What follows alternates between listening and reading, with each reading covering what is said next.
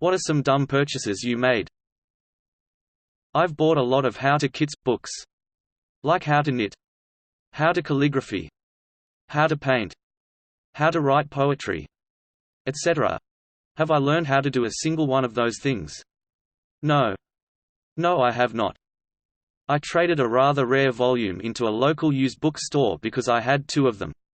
Then went back to the bookstore a month later and excitedly bought my own book back because it was rare and I didn't think I owned it. I was wrong. Had a crush on a guy the first barely knew who told someone else who told me that this guy was into dominant women. A few days later I dropped nearly $600 on bondage gear. An entire strap-on setup and what I imagined to be dominatrix outfits. Everything arrived in the mail by a couple weeks later. I tried on everything. Looked all manner of ridiculous and suddenly realized I had never planned beyond that point. I couldn't come up with any non-mortifying way to try to let this guy know that I was prepared to dominate him.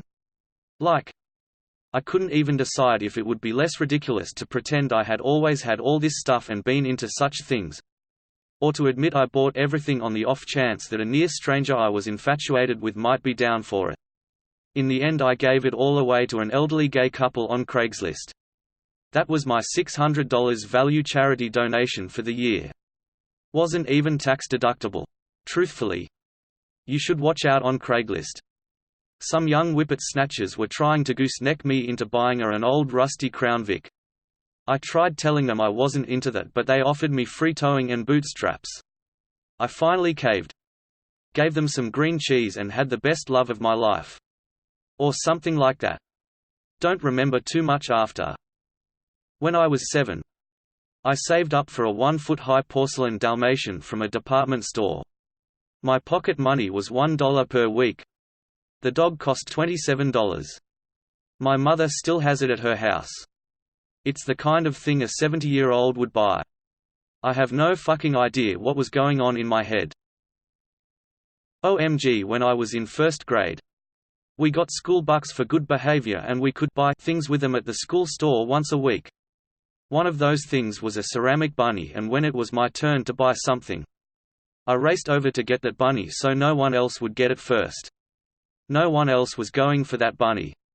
After I thought about it, I was like, WTF was I so worried about? Anyway, the reason I wanted it so much was to give it to my mum as a gift, and she kept it for ages. Ooh. I used to love these little mini ceramic animals you bought glued to cardstock in the US. I don't think they were that expensive though. But kids love cute miniatures like that. It's like a dollhouse but animals. I went on a first date with the girl that I liked. We live in New Jersey and it was July, so obviously I took her to the boardwalk. While we were there I saw a vendor selling hermit crabs. And my dumbass thought it'd be funny to buy them as a joke and try to impress her. I then realized after spending $30 on 2 crabs, 2 because one would get lonely, that I needed a proper setup. So we went to PetSmart and got a tank, food, sand, and a log for them to play on.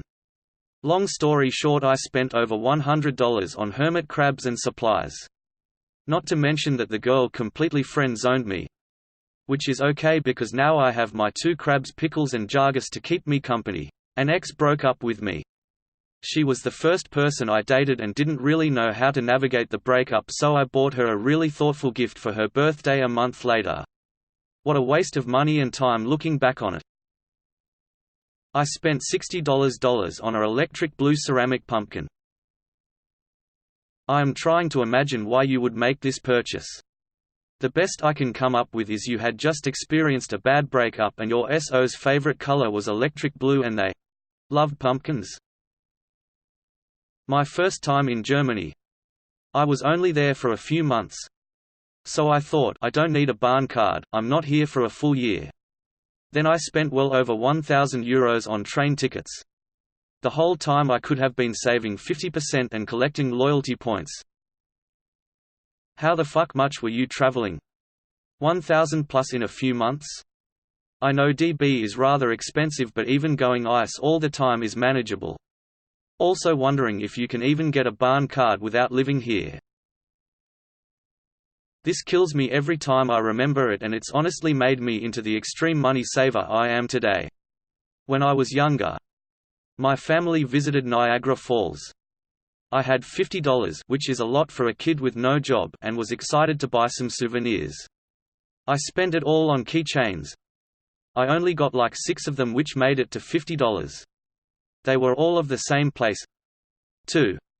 It's not like they were from different cities. I wasted all the money I owned on freaking keychains. Who even uses those? It haunts me to this day. You learnt the wrong lesson that day. Not to be an extreme saver, but to just buy more worthwhile things that you can cherish from the place you visited and have memories with. Typical things such as keychains never really hold well with memories. I'm usually pretty conservative with my spending, but I have bipolar disorder, and sometimes when I am manic I go a little nuts with dumb purchases. My 2 worst are probably a top-of-the-line spin bike, which I had never tried before, for about $1,000, and I resold for $300 once I was out of the episode, and I also convinced myself to join a hockey league. I spent $1,200 on skates, pads, gloves, stick and helmet.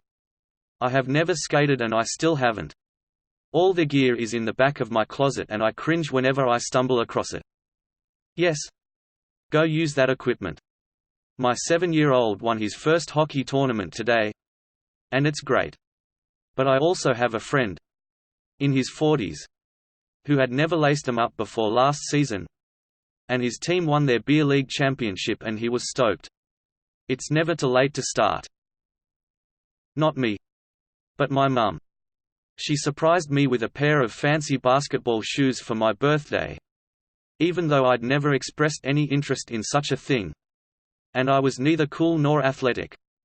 I brought them to scout camp a few weeks later and lost one of them in the mud.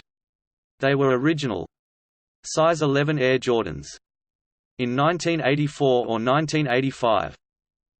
I bought an $80 pen one time. Edit. I was about 8 years old. And was driving to Florida from NY with my dad and sisters. My dad is super showy and I have no idea where he got the money, so at a rest stop, he handed us each a $100 bill and said, "Get whatever you want." So I bought the pen for $80. He was not happy when I got back to the car. Edit, my father and I don't get along. And one of the reasons is he throws money at everything instead of actually solving the problem. So this was basically just to keep 3 little girls quiet during a 19-hour drive. It was pretty typical of him. I'm 33 and no longer have the pen. I don't know what happened to it over the years. But I hope someone who loves pens found it and gave it a nice life. So many unnecessary things early on in college. It was the first time I had some kind of income from working a part-time job. So I thought it was absolutely necessary to buy all my textbooks instead of renting them or finding them online for free. I also spent a fuckton on dorm room stuff, which hardly anyone was going to see or care about since the dorms came furnished anyway. Lessons learned. I'd definitely pass on that advice to anyone going into college in the US. I had accidentally doubled my dose of pain meds right before I went to go see a showing of the film Drive. On my walk home I ordered a pair of what I thought was the gloves Ryan Gosling's character wears in the film. A week later I got them in the mail and realized they were 3 sizes too big and an entirely different color. $160 down the toilet. That night I took my Ambien and apparently decided to try again after staying on the computer after my sleep meds had kicked in. I bought the same pair of gloves. You know those big balloon things you sometimes see in grocery stores? I bought a 2-foot Trex balloon for like $8. I tied the string to my dog's tail and threw her toy. It was funny how she carried it around. I was drunk when I learned that Futurama was leaving Netflix. I was distraught as it's one of my favorite shows. 3 days later I received a package on the doorstep. It was the special edition complete series box set of Futurama. I didn't understand why it was there. But my wife told me that I had drunkenly bought the show out of solidarity and then deleted the email receipt because I thought sober me would cancel the order. I then swore her to secrecy until it arrived, at which point she was allowed to fill me in. A brand new car. The worst investment you'll ever make. Literally lost thousands after driving it off the lot. Best to buy a car a couple of years old and let someone else eat the depreciation while you get a pretty much brand new car for a fraction of the cost. A. Paid low $20,000 brand new for my Toyota 6 years ago. Not a single freaking issue and I drive 70-ish miles 7 days a week. One of the best investments I've ever made considering how bad things can get if I'm ever broken down. I bought several sign language books because I wanted to make friends with a deaf kid at my school. I ended up learning a tiny amount before discovering he was a total creep who wouldn't stop staring at my feet. When I was on vacation to the Philippines, I had forgotten my towel. I was strolling down the markets, searching for one of those big bath towels. When I finally found one, I opened it when I got back to my place. Turns out it was the tiniest towel ever that was not even suited for midgets. Fucking stocks in Nortel in 2000 after they dropped from $150 a share to $60. I dropped 3,000 on 50 shares. It went up $5 a share the first week. Then they essentially lost all their value the week after. Company went bankrupt. Good times being 18 and having too much money. Sure. That's nothing. I used to work for Nortel and I was so infatuated with our growth that I put $10,000 into stock before it plummeted from $150 to $60. Then the fuckers laid me off. The only bright spot was that I was in the first wave of layoffs and actually got a severance package of about $10,000. Then just last year or so I was contacted by the lawyers handling Nortel's bankruptcy. Seems that after a mere 20 years they've worked things through to the point where the shareholders are getting a few scraps from the company's pocked-over carcass and I was able to realize a few thousand more bucks. The moral of the story is not to invest in your employer.